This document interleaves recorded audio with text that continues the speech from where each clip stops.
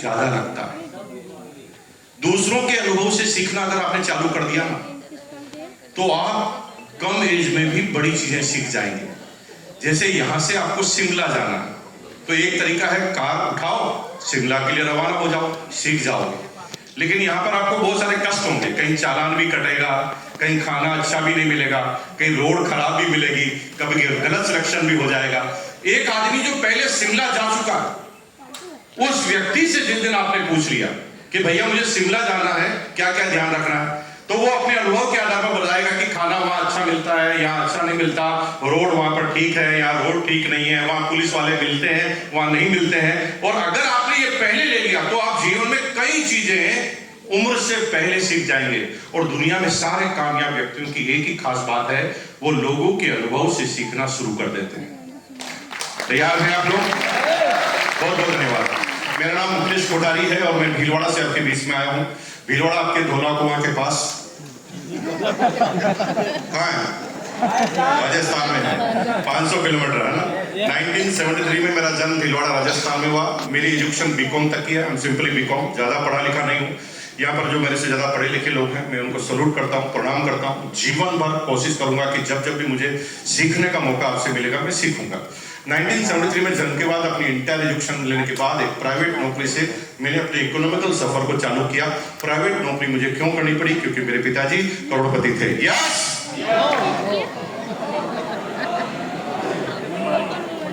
अभी तो मैं केवल आपको चेक ही कर रहा हूँ भाई साहब, बातचीत थोड़ी चालू है।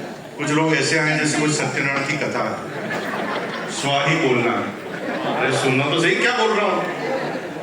अभी देखो आपके यहाँ पर दिल्ली में बड़े पीके जी बहुत एक्साइटेड लोग हैं, बहुत अच्छे लोग हैं, लेकिन आपसे भी ज्यादा एक्साइटेड लोग पटना वाले। आप तो आधा सुनकर यस कर रहे हैं, पटना वाले तो बिना सुनने ही यस कर रहे हैं। मैंने कहा मेरा नाम यस, अरे भाई बोल, अरे यस यस यस, अरे भाई सुन, अरे यस मान लिया। अरे मैंने कहा सुनेगा ही नहीं, तो वो इतने ज्यादा एक्साइटेड है कि वो बिना सुने यस कर। तो मुझे लगा कि ये ज्यादा यस कर रहे हैं तो इसका फायदा उठा लेना चाहिए। मैंने 2 वीडियोग्राफर स्टेज पे बुलाए और सबको बातों में घुमाया और घुमाकर अचानक बोल दिया, तो क्या मैं मान लूं कि आज से आपकी सारी प्रॉपर्टी मेरी? वीडियो भी बना लिया मैंने सबूत के साथ। तो भाई साहब मैं कभी कभी तलाक भी बुलवा सकता हूं और अभी का भी हाल खराब हो जाएगा। इसलिए सोच समझकर यस यस बोलना, क्योंकि मैं उल्टी पुल्टी चीजों पे भी यस करवा देता हूँ कभी कभी। तो 1973 में जन्म के बाद, इंटर एजुकेशन के बाद एक प्राइवेट नौकरी से मैंने अपने इकोनॉमिकल सफर को चालू किया। परिवार का इकोनॉमिकल बैकग्राउंड मेरा ठीक नहीं था, लोअर मिडिल क्लास फैमिली से मेरा जन्म हुआ। जब मैं 9 साल का था तब मेरे फादर रिटायर्ड हो गए थे, डिफेंस सर्विसेज में वो थे। फिटनेस साथ नहीं देने की वजह से उन्हें वक्त से पहले कंपल्सरी रिटायरमेंट लेना पड़ा। और जब फादर का रिटायरमेंट हुआ, 250 रुपए की पेंशन की अमाउंट आती थी। माताजी संघर्ष कर रही थी, अचार पापड़ चटनी बनाने की कला में माहिर थी और वो इस कला का बिजनेस कर रही थी। अचार पापड़ चटनी बनाकर घरों घरों में बेचा करती थी। 6 भाई बहनों की मेरी फैमिली थी, सबसे छोटा सदस्य मैं था। कुछ लोग मुस्कुरा रहे हैं, 6। अरे अभी के हिसाब से नहीं है भाई, ये पुरानी बात है। अभी के तो आप एक कोई संभाल लो बहुत भारी काम। उस समय तो ऐसे अनगिनत होते थे, ऐसे कोई चक्कर नहीं था पहले। और ये ज्यादा जनसंख्या क्यों बढ़ी, तो मैंने इस पे स्टडी की कि हिंदुस्तान में ज्यादा जनसंख्या इसलिए बढ़ी क्योंकि हमारा डीएनए नंबर 1 का। क्या नंबर 1 का है? डीएनए। क्योंकि मुझे बताया गया कि नालंदा तक्षशिला जैसा विश्वविद्यालय यहाँ पर हुआ था, है ना। स्वर्ण मंदिर यहाँ पर है और यूं कहे सोमनाथ मंदिर यहाँ पर है। यहाँ पर गुरुओं की खान है और तभी हमने सुना है कि भारत सोने की चिड़िया थी, है ना। हम पूरे वर्ल्ड क्लास सबसे टॉप पर हुआ करते थे। दुनिया के सारे शासक अपने बच्चों को पढ़ने के लिए हमारे इंडिया में भेजते थे, यानी हम दार्शनिक रूप से इतने तगड़े हुआ करते थे। अब हमारा डीएनए नंबर 1 का। लाठी के दम पर मुगल आए और फिर अंग्रेज आए, उन्होंने राज किया, हमें गुलाम बनाया। कई सालों तक हम गुलाम रहे, लेकिन अंदर से डीएनए थोड़ी बदल सकता गुलाम। डीएनए तो नंबर 1 का है। अब जब हमारा डीएनए नंबर 1 का है, आजादी के बाद हमारे दादाजी को किसने आके कह दिया कि चाइना तुम्हारे से जनसंख्या में आगे। फिर हमारे डीएनए ने काम करना चालू किया, चाइना को निपटा दिया 60-70 साल पीछे। चाइना आज हमारे पीछे। और देखिए आके जो यहाँ पर जाम लगते हैं ना, दिल्ली में जाम लगते हैं, ये डीएनए की वजह से। सबको नंबर 1 पर जाना, कोई भी गाड़ी किधर भी घुसा देगा सीधा आगे ले जाने के लिए, क्योंकि बेचारा सेकंड नंबर पे रह ही नहीं सकता, तलब करती है ना। सेकंड नंबर पे कैसे सीधा आगे जाऊं। जाम लगा देता कई बार। तो डीएनए नंबर 1 का है, तो मैं आपको बहुत बहुत बधाई देता हूँ, डीएनए नंबर 1 का है इसलिए। तो अब क्या हुआ, 6 भाई बहनों की फैमिली का सबसे छोटा सदस्य मैं, तो मेरे माँ बाप का फोकस ऑब्वियसली मेरी तरफ था कि किसी तरह लास्ट वाला भी पढ़ लिख जाए तो हमारी टेंशन खत्म हो जाए, और वो मुझे भी पढ़ाना चाहते थे। जब मैं 6ठी क्लास में आ गया तब तक मुझे पता नहीं था कि पढ़ क्यों रहे हैं, कुछ पता नहीं था। जब हमने रिसर्च की कि हम क्यों पढ़ रहे हैं तो हमारा एक ही कारण निकला। हमारे पिताजी डिसिप्लिन वाले आदमी थे, डिफेंस वाले आदमी थे, 6 फुट 3 इंच उनकी हाइट होती थी, और ऊपर से ना वो इतना गुस्सा आता था उनको, और ऊपर से वो फुटबॉल की शौकीन। किसके शौकीन? लात तो वो चलते चलते ही मार देते थे। तो उनसे इतना डर लगता था कि पिताजी ने क्लियर कट कह दिया कि घर में रहना है तो पढ़ना जरूरी है। तो हमारे पढ़ने का एकमात्र कारण था कि पिताजी फुटबॉल के शौकीन, उसके अलावा और हमारा कोई कारण नहीं था। हम पढ़ रहे थे जैसे जैसे, हर साल पास भी हो रहे थे जुगाड़ टुगाड़ से। 6ठी क्लास में हमारे पिताजी और माताजी में युद्ध चल रहा था, मतलब उस समय भी चलता था। अभी आप लड़ते तो कोई वेरी गुड, लड़ते रहिए, है ना। तो हमारे माताजी पिताजी झगड़ा कर रहे थे, तो माताजी पिताजी झगड़ा कर रहे थे, पिताजी माताजी को डायलॉग बोल रहे थे, तूने इस महीने का बजट बिगाड़ दिया। मुझे समझ नहीं आया बजट क्या होता है और ये बिगड़ता कैसे। तो पिताजी से तो पूछ नहीं सकते थे, क्यों? इंटेलिजेंट है पिताजी, फुटबॉल के शौकीन थे। तो हमने पड़ोसी से जाके पूछा, भाई साहब ये बजट क्या होता है? तो पड़ोसी ने कहा बजट का मतलब हिसाब किताब होता है, और जब आमदनी से ज्यादा खर्चा हो जाता है तो बजट बिगड़ जाता है। तो मैंने कहा भाई साहब आमदनी कैसे होती है? कि आमदनी के कई तरीके हैं, लेकिन 3 प्रमुख तरीके हैं, खेती कर लो, नौकरी कर लो, बिजनेस कर लो। तो मैं सोच रहा था मैं क्या करूं। 6ठी क्लास में खेती में कर नहीं सकता था, जमीन चाहिए थी, जमीन हमारे पास थी नहीं, नौकरी पे मुझे कोई रखेगा नहीं, ऑप्शन ही केवल एक था, बिजनेस कर लेंगे। 6ठी क्लास में मैंने सोचा कि आमदनी बढ़ाएंगे, बिजनेस करेंगे। पिताजी से पैसे नहीं मांग सकते थे बिजनेस करने के लिए, क्यों? पिताजी फुटबॉल के शौकीन थे। ये आईएएस का एग्जाम में क्वेश्चन आएगा, ये आपको लास्ट तक याद रखना है। पिताजी फुटबॉल के शौकीन थे, तो हमने क्या करें, तो किसी से पैसे मांगे तो किसी ने दिए नहीं। अल्टीमेट जब किसी ने नहीं दिए तो मैंने सोचा कि बिजनेस करने के लिए मुझे अपना काम खुद करना पड़ेगा, और मुझे 7 दिन में एक बार 5 पैसे मिलते थे टॉफी खाने के लिए। मैंने 1 साल तक एक भी टॉफी नहीं खाई, और मैंने 1 रुपये 60 पैसा, 1 रुपया 60 पैसा इकट्ठा कर दिया एक साल। 1 रुपया 60 पैसा अपने भाई से उधार लिया, 3 रुपये 20 पैसे में मैंने पहली दुकान लगाई पतंग की। यानी ये कॉमन सेंस मेरे पास उस समय भी था कि दुकान किसकी लगानी चाहिए। 90% लोगों को कॉमन सेंस ही नहीं है कि उन्हें करना क्या चाहिए और वो क्या करने के लिए इस धरती पर आए हैं। और ये करने के लिए आपको आत्मज्ञान होना जरूरी है कि आपकी क्या स्ट्रेंथ है, आपकी क्या वीकनेस है, और जब तक आप इसको नहीं तराशोगे तब तक आप क्या लोगों से प्रभावित हो जाओ।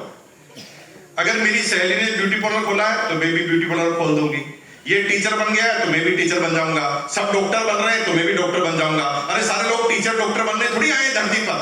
आपकी एक स्ट्रेंथ अलग भगवान ने दी है और उसके हिसाब से आपको अपना प्रोफेशन को चूज करना था, लेकिन आप लोगों से प्रभावित हो गए क्योंकि आत्मज्ञान आपको प्रभावित नहीं कर पाया, आप अपने आप को समझ नहीं पाए। तो मैंने पतंग की दुकान क्यों लगाई? क्योंकि मैं सोच रहा था कि मैं 6ठी क्लास में पढ़ता हूँ, मेरे सारे दोस्त 5वीं 6ठी और 7वीं क्लास के बच्चे हैं और सब पतंग पर ही पैसा खर्च करते हैं, तो मैंने पतंग की दुकान ही लगानी है। जब मेरे ग्राहक ही ऐसे हैं तो मैं वैसे ही तो दुकान लगाऊंगा।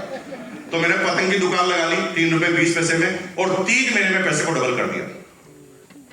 6ठी क्लास में 3 महीने में पैसे को डबल कर दिया। दुनिया में सबसे बड़ा गुरु है, मैंने आपको पहले भी बोला, क्या? अनुभव। और पतंग की दुकान लगाने से 6ठी क्लास में मुझे वो अनुभव मिले जो लोग बाग शायद 25, 30, 35 साल की एज में अटेंड करते हैं, वो अनुभव मुझे मिल गए। क्योंकि जब मैं पतंग की दुकान था तो उधार मांगने वाले भी आते थे, कई लोगों को उधार देना भी पड़ता था, कई लोग बहाने भी बनाते थे, उनसे वसूलना भी पड़ता था। कौन से प्रोडक्ट को ज्यादा रखना चाहिए, कौन से प्रोडक्ट को कम रखना चाहिए, शोकेस में कौन से प्रोडक्ट को हाईलाइटेड करना चाहिए, ये सारा ज्ञान मुझे 6ठी क्लास में प्राप्त हो गया क्योंकि अनुभव लेना चालू कर दिया। और जब मुझे पता चला तो मेरे को हर एंगल में बिजनेस नजर आता था। फिर मैं हर जगह बिजनेस करने लगा। जब आम बच्चे किसी और चीज में बिजी होते थे मैं बिजनेस करता था। राखी आती थी, लोग राखी की बंधवाने की तैयारी करते थे, मैं राखी की दुकान खोलकर बैठ जाता था। दिवाली पर पटाखे की दुकान और होली पर रंग की दुकान, ऐसे लगाते लगाते मैं 11वीं क्लास में आ गया। 11th स्टैंडर्ड में मुझे एक नया बिजनेस हाथ में लगा। मुझे उस समय कोई समझाने वाला नहीं था कि 1 नंबर का काम क्या होता है, 2 नंबर का काम क्या होता है। छोटा बच्चा था, जहां पर भी पैसा दिखता था वहां पर अट्रैक्ट होता था और मैं सोचता था यही काम मैं कर लेता हूं, पैसा ज्यादा आया। तो एक घटना क्या घटी, मेरी माँ ने मुझे 100 रुपए दिए और कहा खाली सिलेंडर ले जाओ, भरा लेकर आओ, गांव के चौराहे पर आदमी खड़ा है, सिलेंडर देगा, रिफिल करेगा। उस समय हिंदुस्तान में एलपीजी सिलेंडर की बहुत कमी थी और एक फैमिली को 2 सिलेंडर मिलते थे। एक फैमिली को कितने सिलेंडर मिलते थे महीने में? 2 सिलेंडर मिलते थे। उसके लिए बुकिंग करवानी पड़ती थी। तो मेरी माँ ने बुकिंग करवाई, मुझे गुलाबी कलर की स्लिप दी, 100 रुपए का नोट दिया और कहा कि खाली सिलेंडर लेके जाओ और भरा लेकर आओ। तो मैं सिलेंडर लेने के लिए गया। वहां पर एक घटना घटी। वहां पर एक आदमी आया, उसने कहा मेरा नंबर तो नहीं आया है लेकिन सिलेंडर चाहिए। उसने कहा नंबर नहीं आया तो ब्लैक में लेना पड़ेगा, 100 रुपए का सिलेंडर 200 का मिलेगा।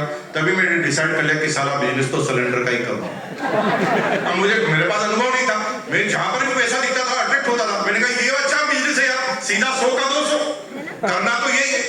सीखने का पॉइंट नंबर 1, जीवन में सोचने में कंजूसी मत करो, चाहे वो असंभव ही क्यों ना हो, क्योंकि दुनिया का इतिहास गवाह है, दुनिया ने उसका नाम कभी याद नहीं रखा जिसने असंभव काम नहीं किया है। आपको दुनिया याद रखेगी ही तब जब ऐसा काम आप करें जो आपके खानदान में, आपके समाज में कभी नहीं हुआ। और अगर ऐसा कुछ नहीं किया तो कौन जिया है, कौन मर जाएगा, कोई याद रखने वाला नहीं। आपके भी अगर मैं पूछूं कि दादाजी के दादाजी का नाम क्या था, 99% फेल हो जाएंगे। क्योंकि नाम याद क्यों नहीं है? क्योंकि दादाजी के दादाजी ने ऐसा कुछ किया ही नहीं था। अगर हमारे दादाजी के दादाजी महात्मा गांधी होते, भूल पाते ना?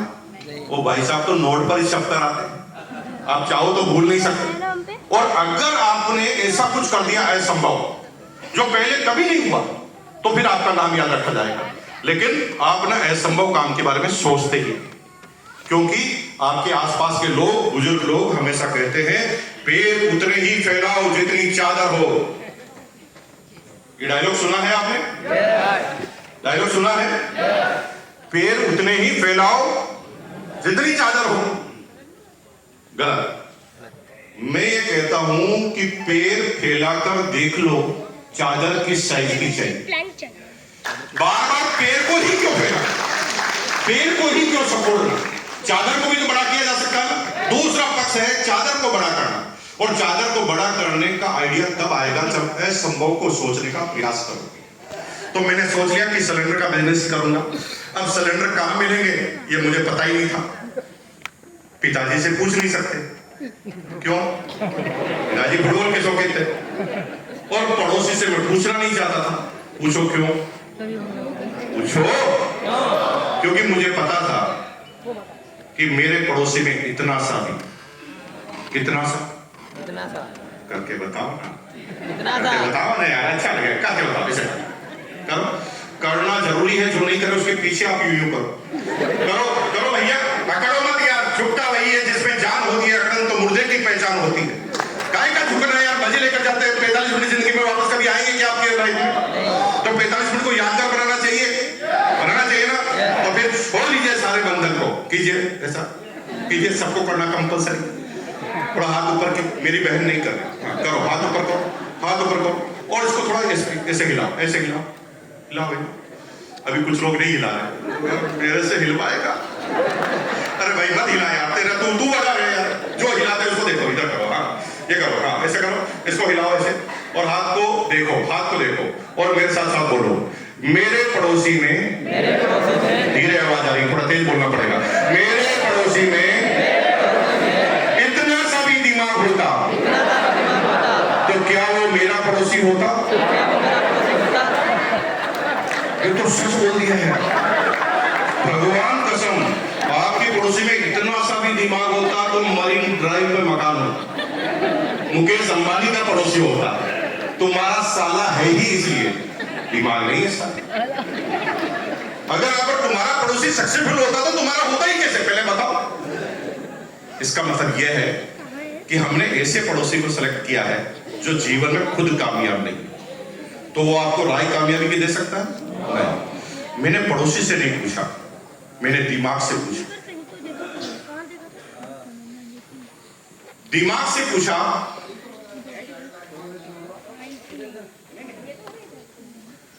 सिलेंडर कहां मिलेंगे?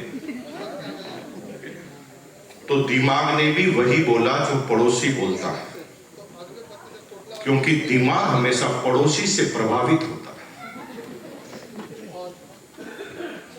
आप जिस भी चीज का जवाब देते हो ना, उसमें 90% चांस में उन चीजों का जवाब आप दे देते हो, उन चीजों का ज्ञान आप बांट देते हो जिसका ज्ञान आपको है ही नहीं, आपने केवल सुना है और आपने उसको आगे सरका दिया है व्हाट्सएप मैसेज की तरह। आपको ज्ञान नहीं।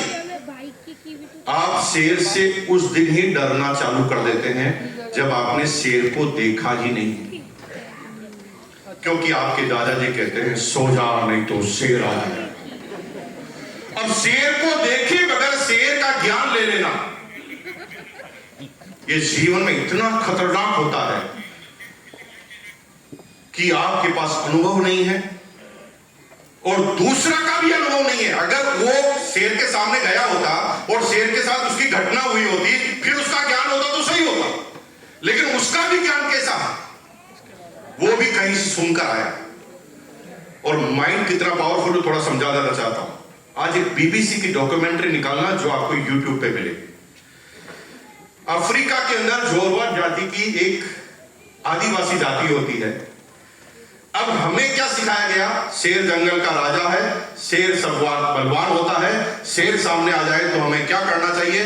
कि सामने से जवाब आता, फिर हम क्या करेंगे? वो तो शेर करेगा, हम क्या कर सकते हैं? न शेर से ज्यादा दौड़ सकते हैं, न शेर से ज्यादा भाग सकते हैं, वो शेर ही करेगा जो नहीं करता। हमें ये सिखाया गया। लेकिन वहां के जंगल के जितने भी लोग हैं उनको उनके पूर्वजों ने सिखाया है कि धरती का सबसे बलवान कोई व्यक्ति है तो वो आदमी है। धरती का सबसे बड़ा जीव कोई है तो वो आदमी है। और दुनिया में जितने भी जीव हैं वो इंसान के गुलाम बाय बर्थ। इसलिए शेर का जन्म इसलिए हुआ है कि तुम्हारे खाने का प्रबंध करे, उनके दिमाग में फिट है। और शेर के बच्चों के भी दिमाग में फिट है कि ये हमारे मालिक हैं, राइट? तो वहां के जंगल क्या करते हैं? गांव के 3-4 आदमी की रोज ड्यूटी लगती है, वो शेरों का पीछा करते हैं। शेर का 50 शेरों का झुंड और शेरों का पीछा करते हैं। शेर जो ही किसी शिकार को दबोच लेते हैं, मार देते हैं, वो शेर के पास जाते हैं। शेर सौरे भाग जाओ, दौड़ दौड़ दौड़, आंधी को देखते ही भाग जाते हैं। और फिर वो शिकार का आधा हिस्सा करते हैं, आधा अपने लिए ले जाते हैं, आधा शेर के लिए छोड़ देते हैं। जब वो प्रॉपर छोड़ देते हैं तब शेर आकर खाते हैं। और ये मैं कोई काल्पनिक घटनाएं नहीं बता रहा हूं आपको, this is the original fact. दुनिया में सबसे ज्यादा पावरफुल होता है दिमाग, और ये दिमाग में जो चीज फिट कर दो ना वो पावरफुल हो जाती। अगर आपने सोच लिया कि ये मजबूत है तो वो है, और अगर आपने सोच लिया कि मैं मजबूत हूं तो हूं, दुनिया की कोई ताकत तो आपके दिमाग को रोक नहीं सकती। इसलिए इस दिमाग पर बिलीव करो। दिमाग को मैंने पूछा ये सिलेंडर कहां मिलेंगे? तो दिमाग ने कहा बेवकूफ, उल्लू के पट्टे, गधे के बच्चे, सिलेंडर मिलते नहीं, एजेंसी लेनी पड़ती है, सरकार के द्वारा मिलती है, एक डिस्ट्रिक्ट में एक होती है, 1 करोड़ का इन्वेस्टमेंट लगता है और उसके ऊपर चेक भी लगता है, तेरे बाप को भी नहीं मिलेगी। मेरे दिमाग ने मुझे ये जवाब दिया कि मिल ही नहीं सकती, क्योंकि दिमाग किससे प्रभावित होता है? पड़ोसी। दिमाग ने मना कर दिया, लेकिन दिमाग पहली बार में जवाब सही नहीं देता। दिमाग की थोड़ी रिक्वेस्ट करनी पड़ती है, मनोहार करनी पड़ती है, तो दिमाग ना भारी से भारी, खराब से खराब परिस्थिति में भी आपको ज्ञान देता है। वो कब देता है? जब दिमाग को हम ऐसे पूछें। हाथ करो सब लोग ऐसे, देखो अकड़ना नहीं है भैया, बहुत मजा लेकर जाएंगे हम। सब लोग ऐसे हाथ को करो और बोलो बताना। प्यार से बोलो ना यार भाई, दिमाग को करो हाथ ऐसे, बोलो बताना। अरे कोई तो तरीका होगा बताना। ऐसे 2 बार बोलते हो तो दिमाग ना भारी से भारी, खराब से खराब परिस्थिति में भी जवाब दे देता। और ये दिमाग को वही जवाब देना होता है जो तुम इससे पूछते हो। दिमाग कभी सोचकर जवाब नहीं देता, क्योंकि दिमाग का दिमाग नहीं होता, वो केवल आप ही का दिमाग होता है। आप जो पूछते हो उसका जवाब देता है। जैसे आप दिवालिया हो गए, लाला आगे गेट पर खड़ा है, घंटी बजा रहा है, और आपने दिमाग को यहां से कमांड दी, और लाला पैसे मांगने आ गया है, कैसे बचूं? आपने क्या पूछा? कैसे बचूं? तो दिमाग कहता भाग जा। अब आपने जो पूछा वही तो जवाब देगा।